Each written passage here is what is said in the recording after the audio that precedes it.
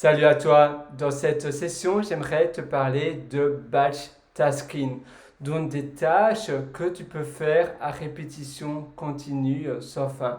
Tu vas faire finalement plein de tâches en même temps et tu peux les répéter finalement tous les vendredis ou bien une fois toutes les 2 semaines, une fois tous les mois, une fois tous les 3 mois. Et ces tâches-là vont finalement te permettre d'économiser énormément de temps sur le long terme. Comment? Eh bien simplement parce que le principe c'est de regrouper plein de tâches. Souvent ce sont des tâches où tu dois simplement exécuter des choses. Tu vas pas trop penser à des choses, mais ça va plus être exécuté. Je vais te donner simplement des exemples simples de tâches. C'est par exemple, eh bien, éditer des fautes d'orthographe que tu as trouvées sur ton site, sur ton blog. Peut-être que c'est uploader des vidéos sur une plateforme de vidéo du style, tu sais, YouTube et ces autres plateformes. Peut-être que c'est de simplement générer des couvertures de livres. Peut-être qu'il s'agit de mettre à jour tes commits si tu es un développeur informatique, tes commits sur GitHub. Ou bien peut-être qu'il s'agit de faire, oui, parfois c'est des tâches ménagères comme faire la lessive, faire la vaisselle. Même faire la vaisselle, tu vas le voir, on peut regrouper ce type de tâches. Et ça te permet de vraiment gagner énormément de temps et surtout du temps au démarrage. Alors, comment finalement pratiquer cela? Eh bien, la première chose, il s'agit tout simplement d'essayer d'avoir une liste. Et cette liste, c'est simplement une liste un peu comme si tu mettais des produits au frigo. Tu vois, eh bien, tu as peut-être un bocal de maïs, tu as un autre bocal de... Peut-être qu'il s'agit d'un bocal de cornichons et puis un autre du fromage peut-être que tu as aussi et du jambon. Et tout ça, tu vas les mettre dans le frigo pour plus tard. Tu vas pas manger cela directement, mais peut-être que ça sera ce soir pour ton dîner, et puis ça sera peut-être demain matin pour ton petit déjeuner, et puis peut-être dans 2 jours pour ton autre dîner. Ce sont des sandwichs peut-être, tu vas préparer des choses, mais tu vas pas directement les consommer là tout de suite. Tu vas les stocker dans un frigo et toi tu vas faire pareil avec tes tâches. Tu vas essayer de regrouper toutes ces tâches et tu vas les stocker dans ton frigo. Et tu pourras réouvrir ton frigo pour plus tard et tu pourras utiliser donc ces tâches et enchaîner dessus. Comment pratiquer? Comme je t'ai dit, une liste toute simple. Ça peut être sur un téléphone. Par exemple, si tu as un téléphone là, tu peux simplement avoir une liste de tâches que tu peux tout simplement organiser de manière simple. Peut-être que c'est tout simplement sur un bout de papier. Par exemple, eh bien ici, eh bien, tu vois, j'ai peut-être un calepin, un cahier comme ceci. Et ça va être ma liste de tâches que tous les vendredis, peut-être je vais le faire. Parce que le vendredi, mon attention n'est pas très haute. Et donc, les vendredis après-midi, je vais faire toutes ces tâches. Peut-être c'est une fois par jour, peut-être c'est une fois tous les 2 jours, une fois tous les 3 jours. Ça dépend un peu de ce que tu as envie. Une fois que tu as mis toutes ces tâches, par exemple, comme je t'ai dit, ça peut vraiment être de n'importe quoi. Ça peut être pour la vaisselle d'ailleurs, voilà, si tu fais la vaisselle à la main, c'est souvent une fois par jour, pas une fois toutes les semaines parce que là ça va pas aller très loin. Mais après chaque repas, au lieu de toujours faire la vaisselle directement après le repas, tu peux simplement laisser ta vaisselle sale. Si tu as évidemment assez de vaisselle, si tu n'es pas minimaliste comme moi, personnellement j'ai qu'une seule assiette, donc ça me force aussi à faire ma vaisselle directement après avoir mangé parce que sinon j'ai plus d'assiette pour le repas suivant. Mais si tu as pas mal de vaisselle, tu peux simplement garder ta vaisselle sale.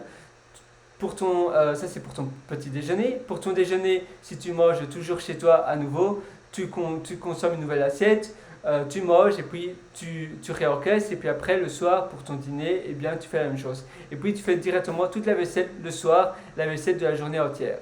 Et évidemment, là, finalement, tu termines à consommer plus de vaisselle que peut-être que tu aurais dû. Parce que si tu te forces à simplement avoir une paire de couverts, donc une fourchette, un couteau, une cuillère, plus une assiette et rien d'autre, après chaque repas, évidemment, tu vas devoir laver. Mais souvent, le temps de démarrage pour la vaisselle, tu sais, attendre qu'il y a l'eau chaude, prendre le savon, l'éponge, après à la fin de la vaisselle nettoyer peut-être l'évier, eh bien ça prend du temps. Et si tu le fais qu'une seule fois au lieu de le faire 3 fois, ça va t'économiser un peu de temps.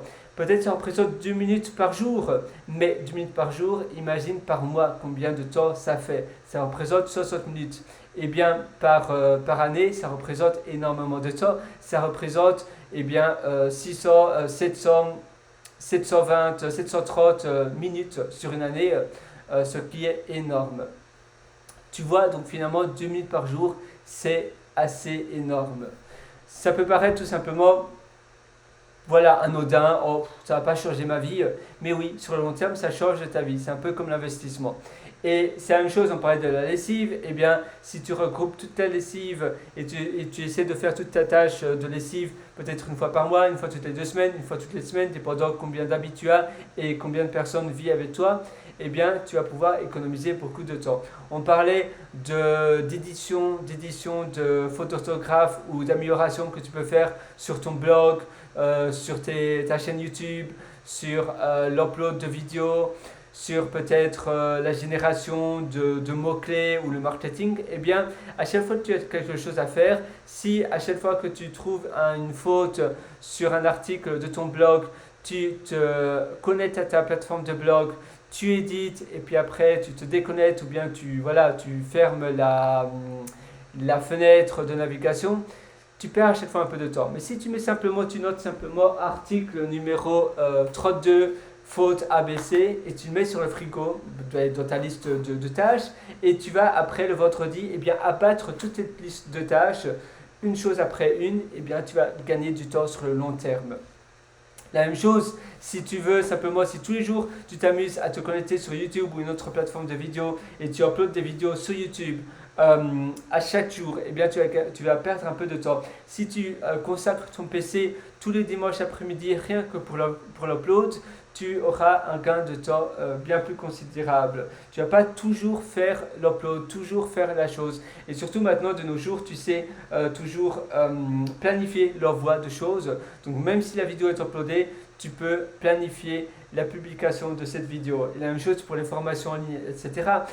Tout ce qui est upload et mise en forme d'une formation, tu peux consacrer un seul jour. Au lieu de le faire tous les soirs pour chaque formation, tu stockes simplement ça sur ta liste de frigo à faire. Et puis après, quand le jour vient, pendant 2 heures, tu abats simplement ta liste des tâches. Et ça, c'est vraiment le batch tasking. C'est un peu comme le batch cooking où tu vas faire toutes les recettes de la semaine le dimanche soir. Il y a des personnes qui font ça, ils ont mettons 3-4 recettes différentes à faire, ou 6 mettons, pour tous les jours de la semaine, et ils vont faire tous les repas le dimanche après-midi.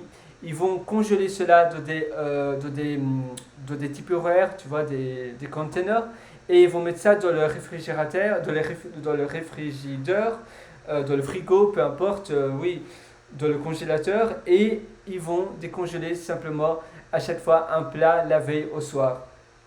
Et ça aide aussi parce qu'ils gagnent du temps. Même si c'est des plats un peu différents, ils ont déjà la casserole qui est sortie, le feu allumé. Le feu, c'est la cuisinière. Ils ont le four déjà chaud et ils sont vraiment dans le mood de cuisiner. Si tous les soirs ils doivent cuisiner, c'est à chaque fois, ah oui, je dois cuisiner, je dois faire ça. La même chose pour le repassage. Si tu fais tout ce qui est repassage, laver les habits et toutes ces choses-là, en une traite, une seule fois, un seul jour par semaine, ça va t'économiser énormément de temps. Tu ne peux pas t'imaginer et ça change la vie. Même si parfois tu as envie de directement faire la chose que tu as en tête, eh bien pour dégager ce que tu as en tête et pour simplement avoir l'esprit libre, tu notes simplement cela sur ta liste de choses à faire et puis quand le jour vient, quand le moment vient, eh bien tu vas abattre toutes ces tâches. Voilà, c'est tout pour cette petite session de batch tasking. J'espère que ça t'a aidé et moi je te donne rendez-vous pour une prochaine. Allez, ciao sur ce. Et tu peux toujours aller aussi sur mon site Pierre Writer, donc PIERREWRITER.com. Allez, à une prochaine.